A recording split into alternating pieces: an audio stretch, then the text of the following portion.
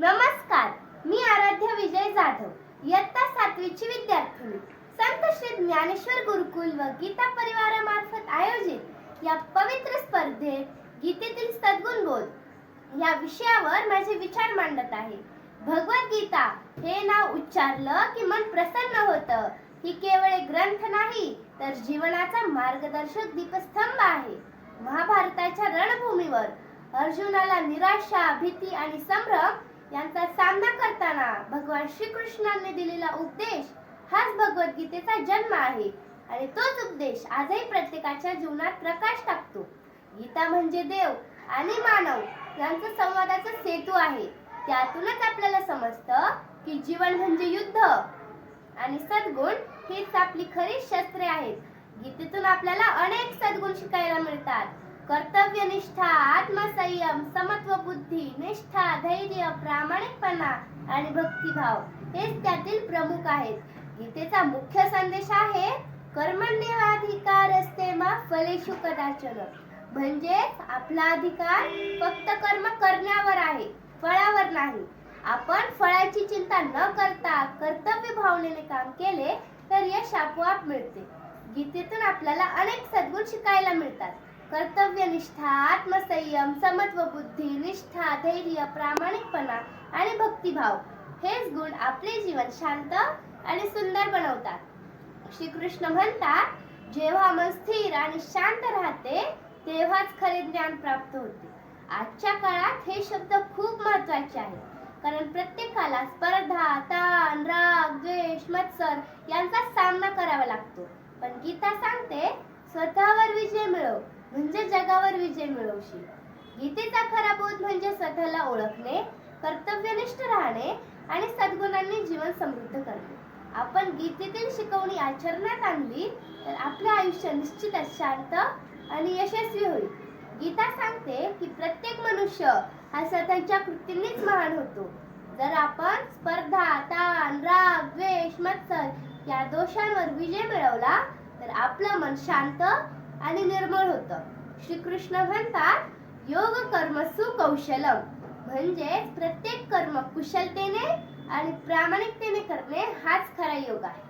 गीता आपल्याला सांगते की आयुष्यात अडचणी येतात, पण त्या म्हणजे शेवट नाही, तर त्या आपल्याला घडवण्यासाठी येतात. अर्जुनाप्रमाणे आपणही अनेक वेळा गोंधळतो, पण गीतेचा प्रकाश आपल्याला योग्य दिशा दाखवतो. गीतेत भगवान श्रीकृष्ण सांगतात, धर्म संस्थापनार्थाय संभवामी युगे युगे. म्हणजे प्रत्येक युगात सत्य आणि धर्मासाठीच देव अवतार घेतो. आजच्या जगातही जर आपण सत्य, प्रामाणिकपणा, करुणा आणि कर्मशीलता या 4 गुणांना जपलं तर आपणच समाजातील दिवे बनू शकतो. गीता सांगते, श्रद्धावान लभते ज्ञानम. म्हणजे श्रद्धावानालाच ज्ञान मिळतं. श्रद्धा म्हणजे आंधळा विश्वास नाही, तर स्वतःवर, आपल्या कर्मावर आणि परमेश्वरावर असलेला दृढ विश्वास. जर आपण म्हणालो मी करू शकतो तर अर्ध यश तिथेच मिळतं. गीता आपल्याला आत्मविश्वास आणि दृढ निश्चय शिकवते. गीता सांगते, यज्ञार्थार्थ कर्मणोन्यत्रम लोकोयम कर्मबंधन. म्हणजेच आपले कर्म जर स्वार्थासाठी असेल तर ते बंधन आणि जर समाजसेवेसाठी असेल तर ते मुक्तीचं साधन. शाळेत शिक्षक, पालक आणि मित्र यांची सेवा, आदर आणि कृतज्ञता ही गीतेने शिकवलेली खरी भक्ती आहे. गीता सांगते, समदुःख सुख धीर सौमृतत्वाय कल्पते.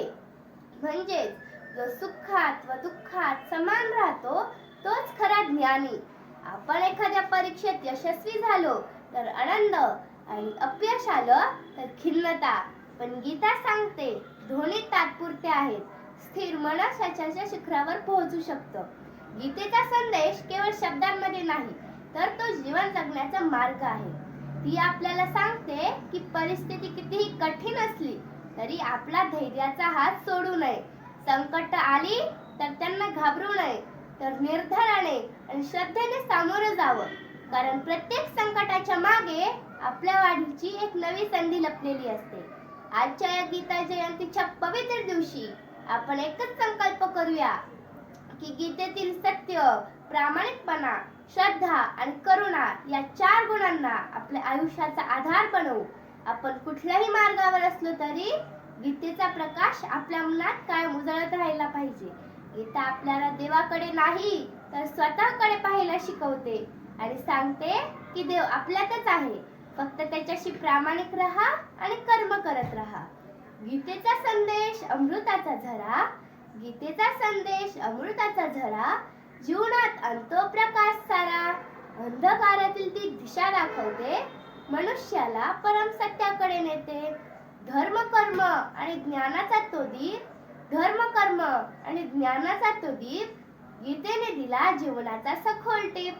जो अनुसरे गीतेचा मार्ग खरा, त्याच्या जीवनात सुखाचा सागर भरा. गीतेचा बोध हृदयात साठवूया, गीतेचा बोध हृदयात साठवूया, सद्गुणांच्या मार्गाने चालूया. यातच आहे जीवनाचा सार. जय श्री कृष्ण. असा देव नम्र आभार. धन्यवाद.